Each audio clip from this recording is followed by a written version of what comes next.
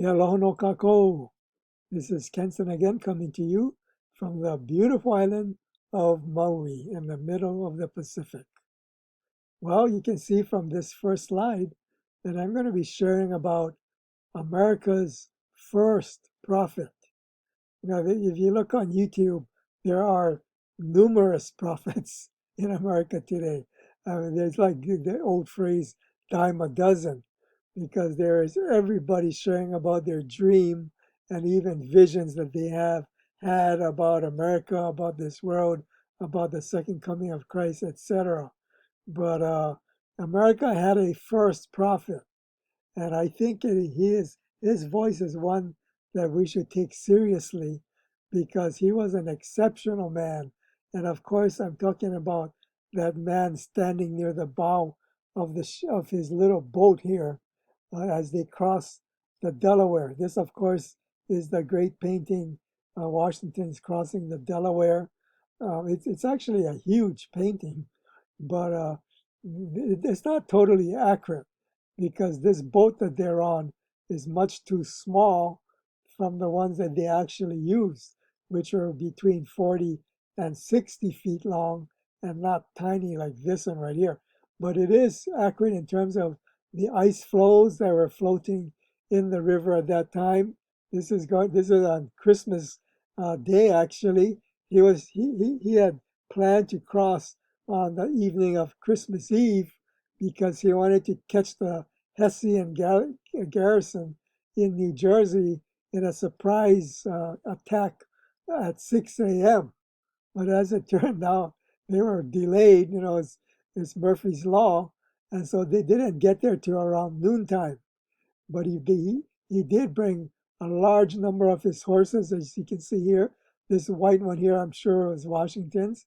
And they also brought along a large number of cannons, because if you study Washington's uh, battle strategies, he knew how to use his cannons.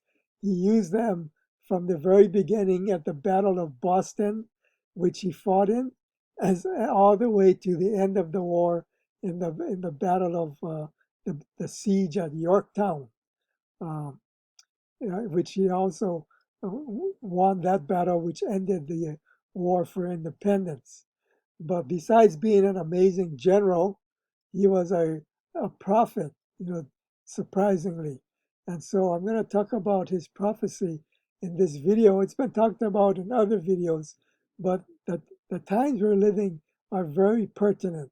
And what we see going on in the world, especially right now in the Middle East and in Europe, it brings this prophecy more relevance and timely and urgent.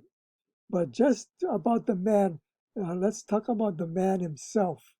At his death, his eulogy was written by Henry Lighthorse Harry Lee.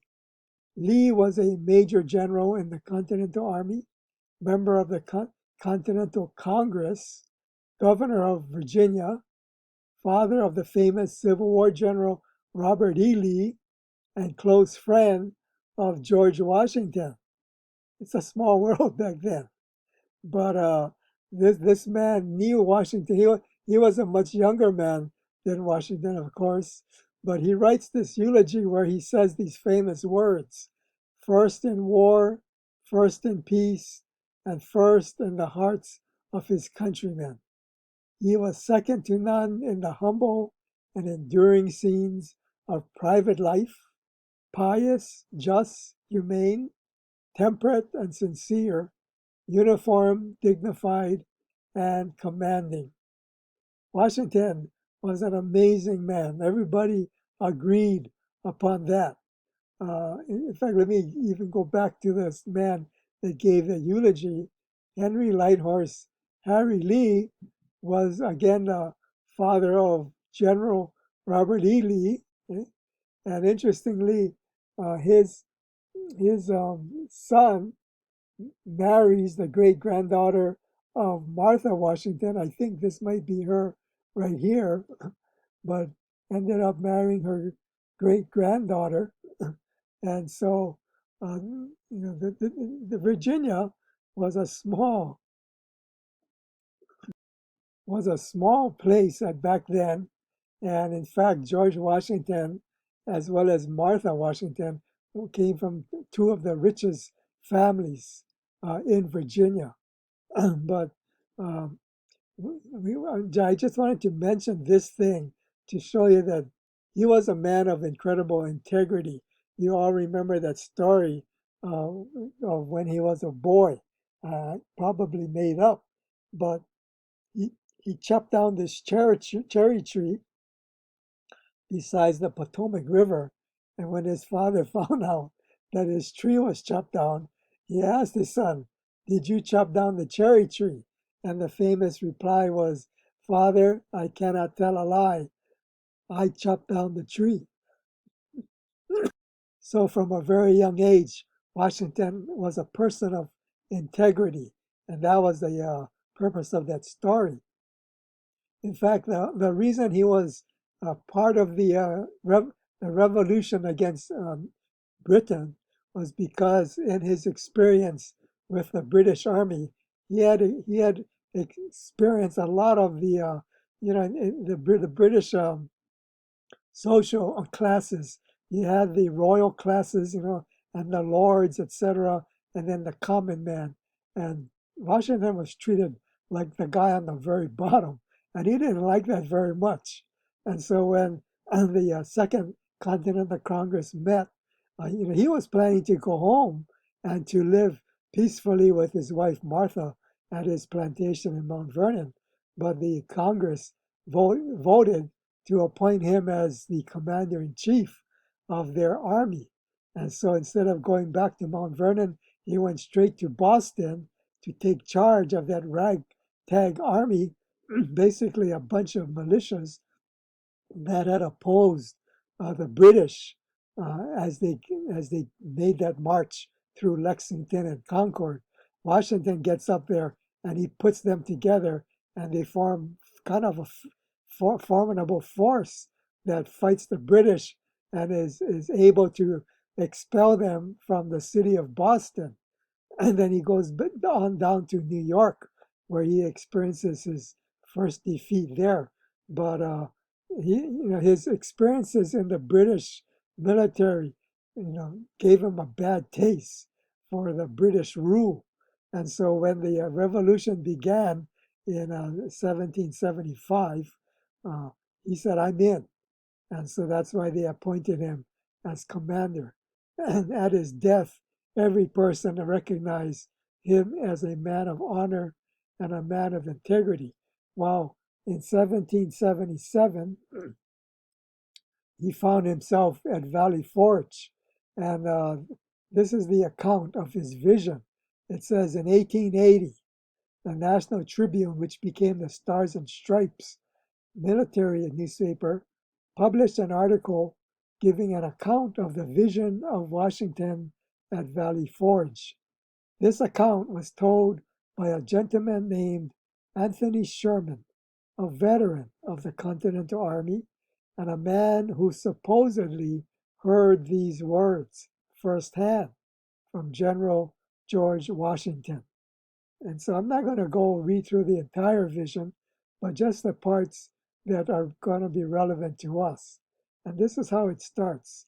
George Washington writes, "I do not know whether it is owing to the anxiety of my mind or what, but this afternoon, as I was sitting at this table, engaged in preparing a dispatch, something in the apartment seemed to disturb me."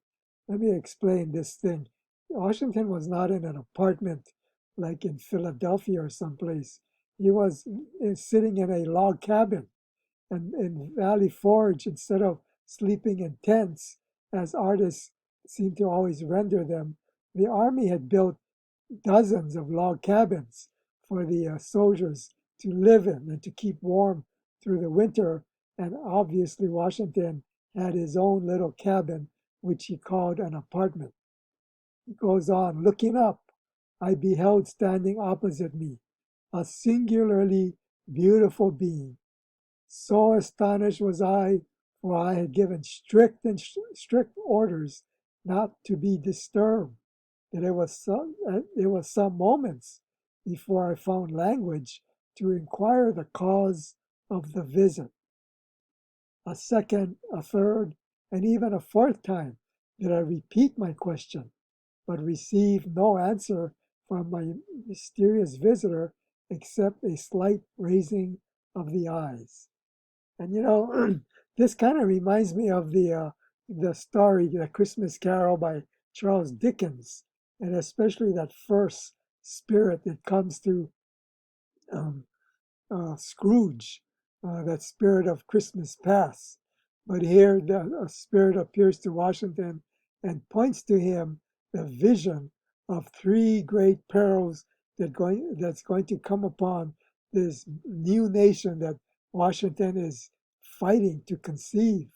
And so there are many different dangerous times or perils, but these three perils, I believe, are singled out because they actually stand for existential threats to the nation. If America did not survive any of them, it would have been wiped out. So these are the perils. Now, the first one had to do with the Revolutionary War, in which Washington was already engaged. And in the vision, he was given a vision of America from coast to coast. He said he saw the villages and towns and cities rise up across America from the East Coast to the West Coast. So he knew in his heart that they would one day defeat the British. It would take them 8 years to do it. But I believe Washington knew the end because it was already ordained by God, and God had shown him the end of of this battle that he was fighting. But then this angel spirit shows him a second vision, and that is of the Civil War. And there they're going to deal with the issue that they just covered up in the first um, in the first years of the nation. They couldn't bring up the idea of slavery. If they did, they would have lost the southern colonies in this battle against Britain. And so they decided not to bring it up and they would deal with it later. Well, they did 80 years later when the battle between the North and the South broke out. But even in this vision, Washington was given the vision of an angel that came between the armies and brought peace to both sides. So even there, he saw that this war would not destroy the nation as well, that there would be divine in, intervention. And in fact, when you read about the meeting between General Ulysses S. Grant and General Robert E. Lee of the Confederate Army, and they meet peacefully as gentlemen in this courthouse at Appomattox, and there they sign the truce or the peace agreements. And Grant is very magnanimous, and he to the Confederate Army, and then they part. And Lincoln is also very magnanimous in his address to the nation. And you can read about that. There are some very incredible quotes from it where Lincoln tries to heal both sides. And you can see how God used Lincoln to bring the nation back together, even as Washington saw in the vision, the angel did that. Well, we come to the third vision. And there Washington writes, again, I heard the mysterious voice saying, Son of the Republic, look and learn. At this, the dark, shadowy angel placed a trumpet to his mouth and blew three distinct blasts. And taking water from the ocean, he sprinkled it upon Europe, Asia, and Africa. Then my eyes beheld a fearful scene. From each of these continents arose thick black clouds that were soon joined into one, and throughout this mass there gleamed a dark red light by which I saw hordes of armed men, whose, these men moving with the cloud marched by land and sailed by sea to America, which country was enveloped in the volume of cloud. You know, This is kind of reminiscent of the movie Red Dawn, the early one starring Patrick Swayze, and these are the updated version starring Chris Hemsworth from Australia. And they both tell the same story. I think the first one is a Russian invasion, and then the second one is a North Korean invasion. But this image is very reminiscent of it, of how the enemies of America attack America, and this small little group of teenagers basically fight back against them. So it's kind of reminiscent of it, but this is going to be a larger invasion. I saw a news report on Fox Business News, Maria Bartiromo's show, in which she showed this slide, and in this slide, it shows the apprehensions or I'm not sure if you call them arrests. It's kind of an arrest, but they let them go of special interest aliens. And just between the 2 years, looking back from this month, back to 2021 October, these are the number of special interest aliens they stopped at the southern border. The problem is they didn't deport them as they did in the previous administration, but they let them in to America. They simply gave them a little note that said, you are to appear before the federal courts at this date, and the dates were like years into the future. Until then, we're going to let you go into our country, which is kind of nuts, really, because you look at the numbers of these people, and this doesn't include really everybody from everywhere, because the intelligence in Washington, they know that Hamas and Hezbollah have very strong movements in Mexico, and they're sending people into our country, into America, through the southern border. They've been doing that for years and sneaking into America. And so we don't know how many of these people are already in the country. So if they invaded, they already have the enemies within the gates. And so it wouldn't be that difficult. And I'm sure what happened in Israel, where they caught the Israelites sleeping literally, these people are going to catch the Americans sleeping. And before they know it, they're going to see what Washington saw, their cities, towns, and villages on fire, because they have a coordinated attack in destroying the infrastructures and the utilities and the resources, the water, food supplies, etc., of America. And unless you're preparing for that, you're going to be caught by surprise. In preparing food and water and other means to protect your family, because this Red Dawn movie is just a preview, and Washington's vision is is what's going to come upon this nation. And so Washington, in his vision, he says, and I dimly saw these vast armies devastate the whole country and the villages, towns, and cities, which before he had seen already, which I had seen springing up. And so he saw all these cities burning. And that's where I bring in that Washington was our first prophet, but he was not our only prophet. More recently, in the 1980s, Dimitri Duduman came to our country from Romania. And he said that God told him in Romania to go to America and to prophesy to them, to preach to them. And so he comes here, and his message is simple: America will burn. That's basically his message. Uh, but he couldn't speak any English. He only could speak Romanian. So his grandson would interpret for him. In fact, and when he came here, he had a hard time, getting a place to live in and other trials. And he asked God, why you send me over here? I can't even speak English to these people. And God told him, no, you're gonna prophesy to them, and others will translate for you. And so Dimitri Duduman preached during the 1980s that America will burn. Why? because America is Sodom and Gomorrah. And a lot of Christians were saying, you got to be kidding. We're not Sodom and Gomorrah. Well, maybe back then we weren't, but today many will say we're worse than Sodom and Gomorrah now. And so that's why I say Washington's vision and prophecy is so relevant to us. And it's an urgent word for us to prepare, because I believe this, this vision is right in front of us now in terms of time scale. It's coming. And so what Washington saw was that this army was going to basically decimate and destroy the American cities and villages.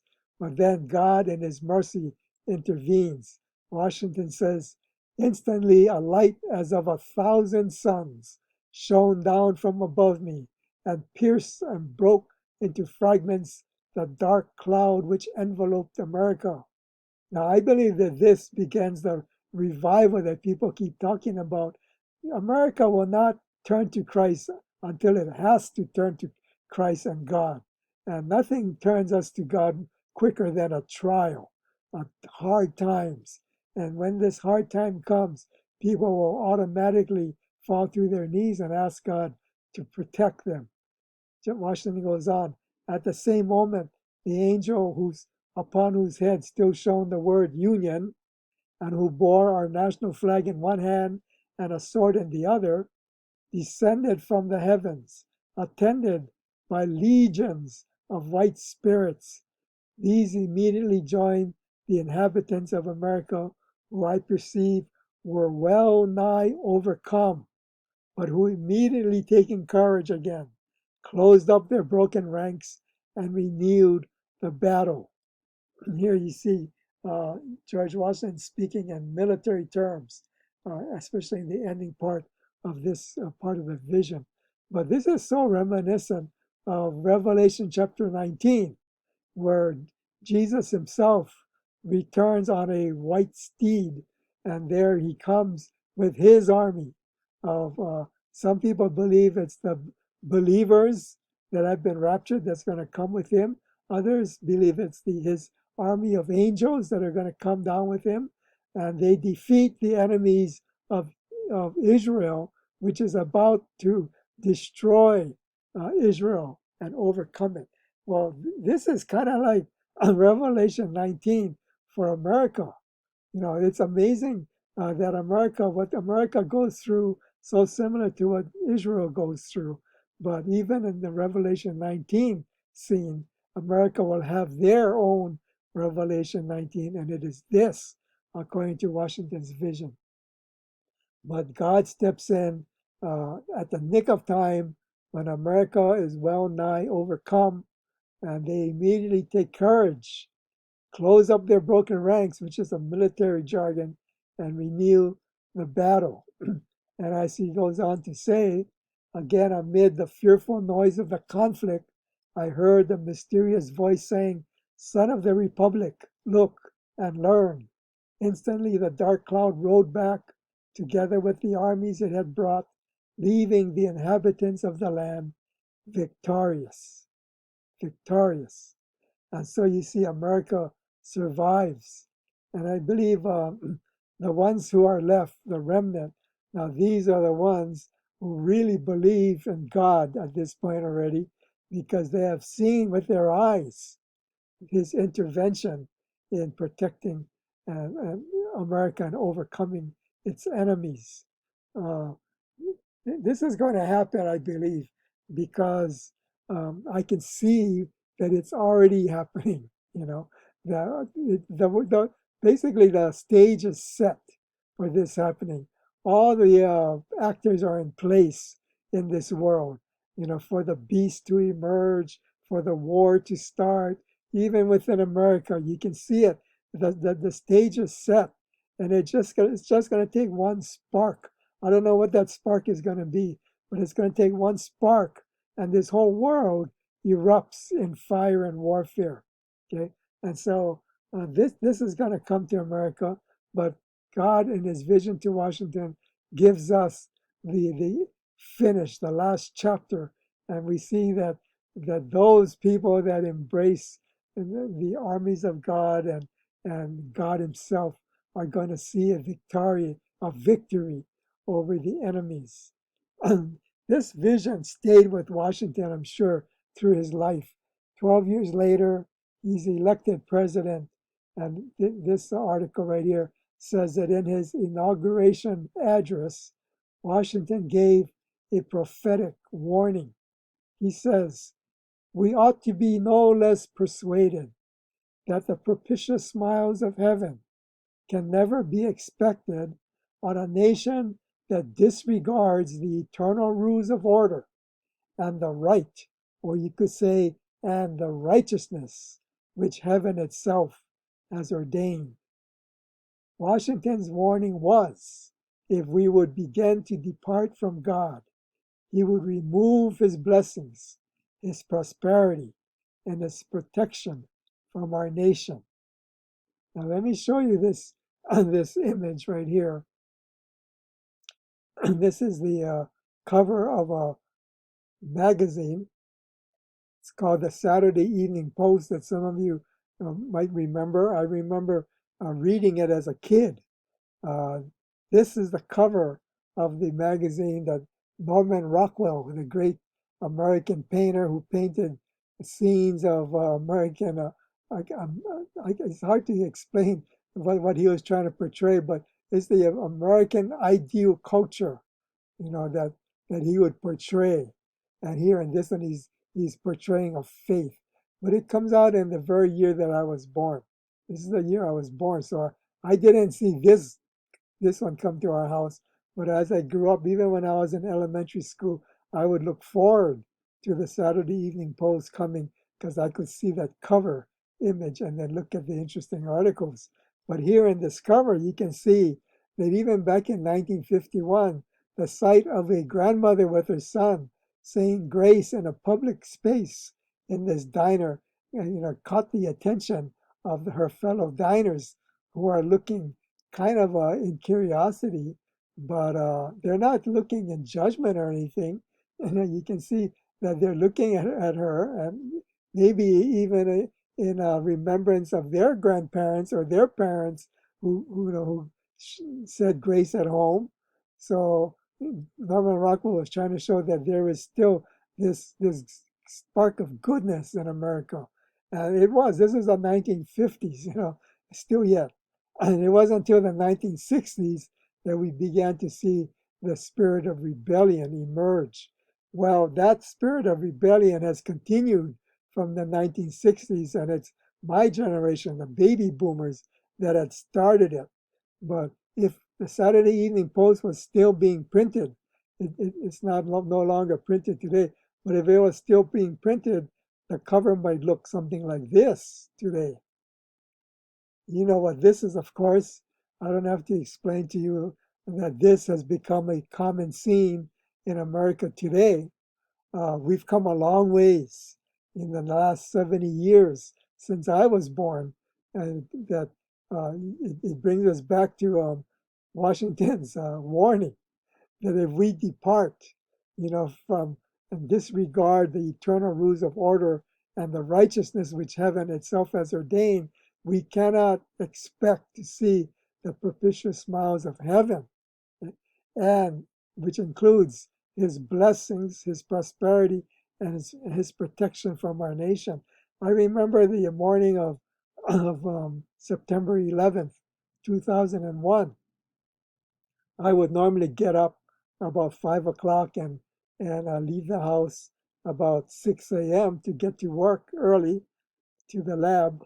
And I remember that morning I walked into the living room. My wife already had gotten up and she had the TV going.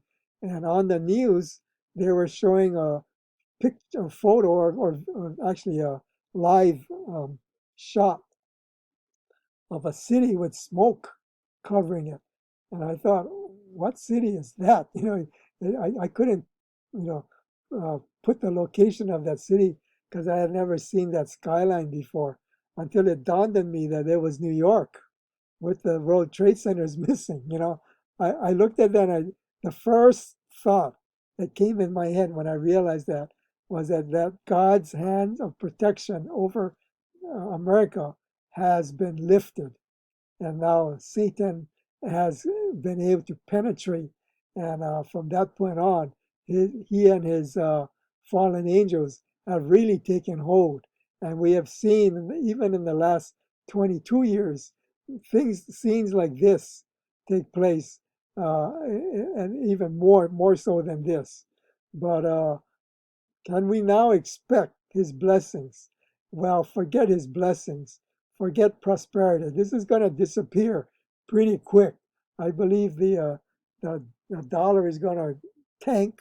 The banks are going to crash, and they're going to use our money, our deposits, to cover their losses.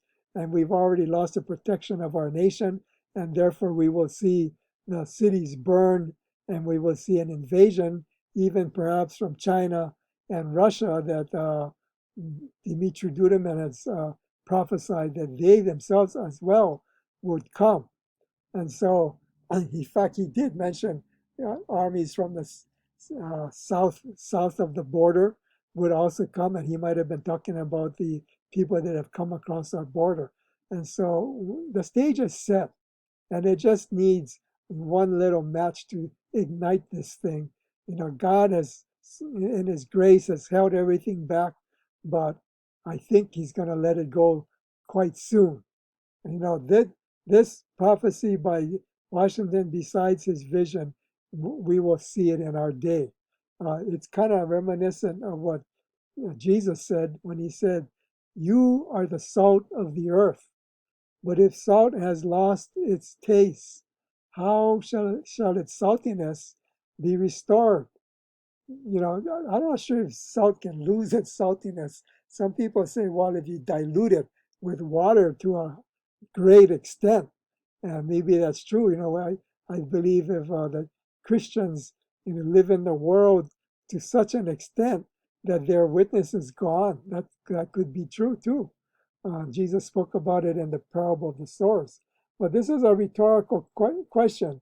How shall its saltiness be restored? And the answer is it can't be restored except by God's grace, which we saw in Washington's vision. It is no longer good for anything except to be thrown out and trampled under people's feet.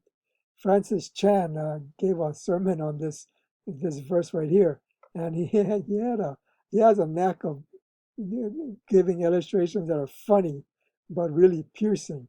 And he said, even manure is useful to be used in some way. In Africa, they use the manure from cows to cover their roofs on their thatched roof on their homes, and they use it to plow back into the ground to make it more organically useful. But he said, if we lose our saltiness, Jesus says that we're no longer good for anything. Even we're not even as good as manure. That's how bad we're going to become. And so if you lose your saltiness, if this country loses its saltiness, its Christian witness, its refuge for the Jews, which I believe are the two reasons God why God ordained America to be in existence, is because He wanted to use America as a launching pad for missionaries as well as a refuge for the Jews. And so that's why half the Jews in the world live in America, and we've benefited by them. They've done the great things here in this country. A lot of it is in the entertainment industry. A lot of the movie industry are started by Jews. I know there's evil guys as well, but they have actually prospered in this country. That's why so many of them don't want to go back, Aliyah, to go back to Israel itself, because they have it so good in America. But anyway, Jesus again says, if we lose our saltiness, if America loses its saltiness, its Christian witness, and its protection of the Jews of Israel as well, we're good for nothing then, and then we're going to be thrown out and trampled under people's feet. Who are these people? It's the invading army.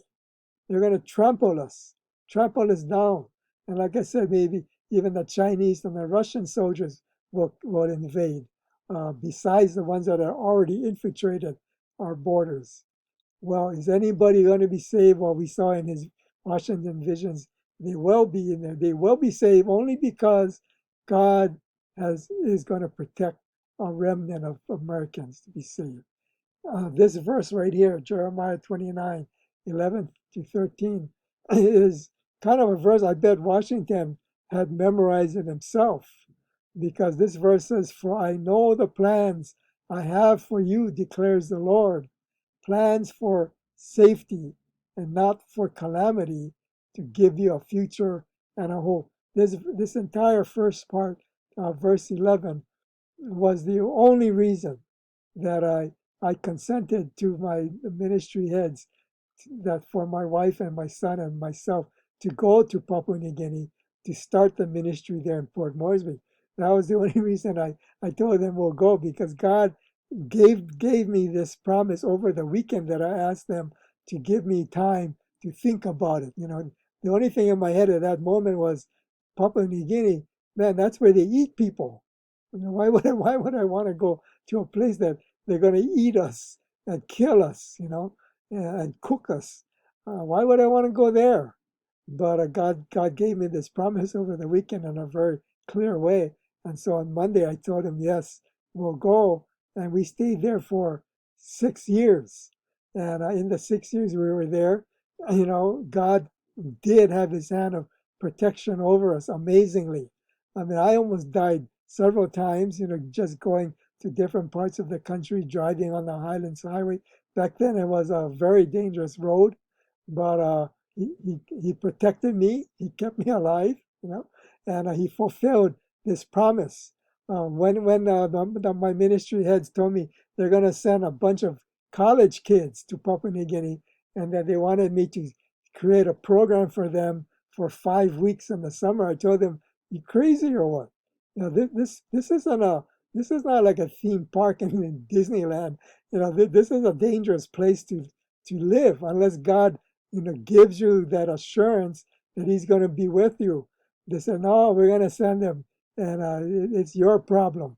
So, well, I created a program where we would go out, to show Christian films and preach the gospel. I even had arranged for the Mission Aviation Fellowship plane to fly them to Ayura, where the Wycliffe translators were up there in the highlands.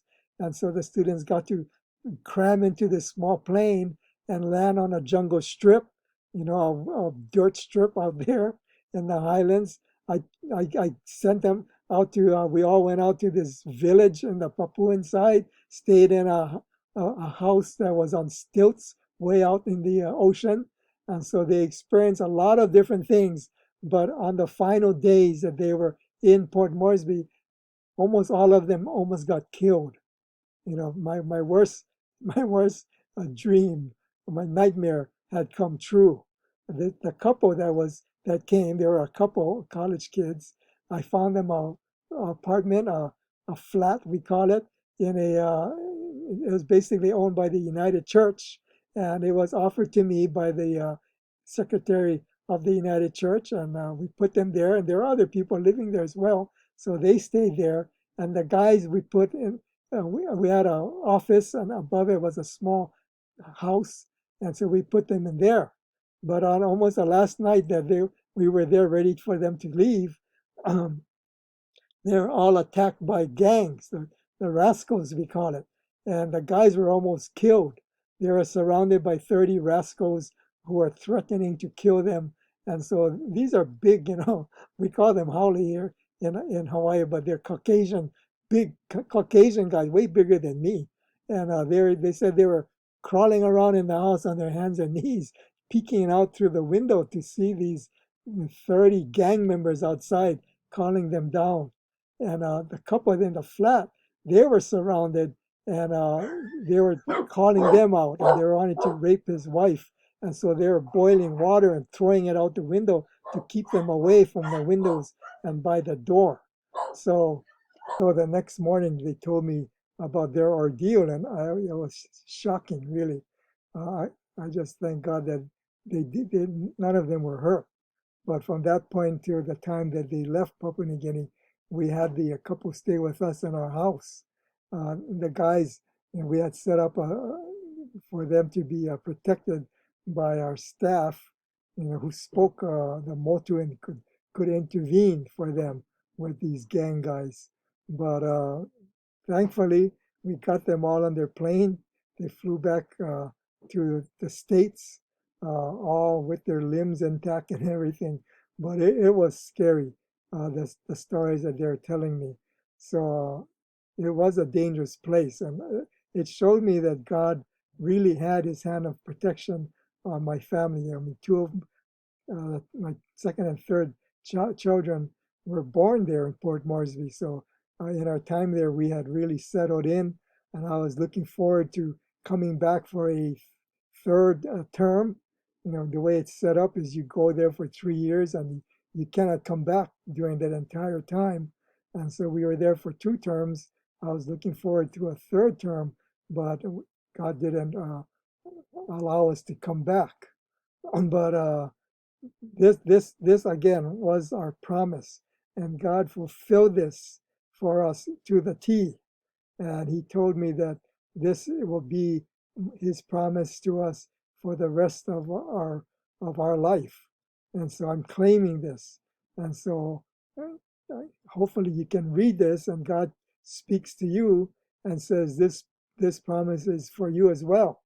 And he goes on and he says, then you will call upon me and come and pray to me, and I will hear you. You will seek me and find me when you seek me with all your heart. This latter part right here kind of reminds me of Second Chronicles 7:14, and the entire passage right here reminds me of this psalm right here. Psalm 91 is a psalm of protection. And if you're familiar with it, I think you would agree with me. It's a gorgeous psalm. It's one of the most beautiful psalms. There are some others as well, but this one especially is a real beautiful psalm. And it would be good if you would memorize it and put it in your heart, because when the days of trials come, and I'm not talking about personal trials, I'm talking about what Washington saw in his vision. It's going to be incredibly difficult times. This psalm right here in your heart and this promise of God is going to come in handy to keep your faith going, because it will be very tempting to give up on God and to fall away and to apostatize.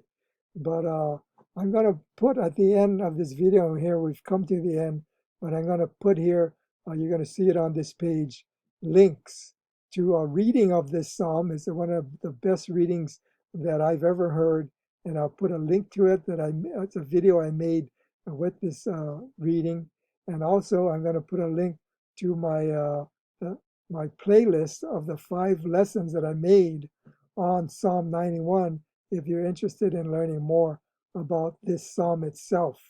So with that, I say aloha no, God loves you, and ma'alama pono. You take care. Amen.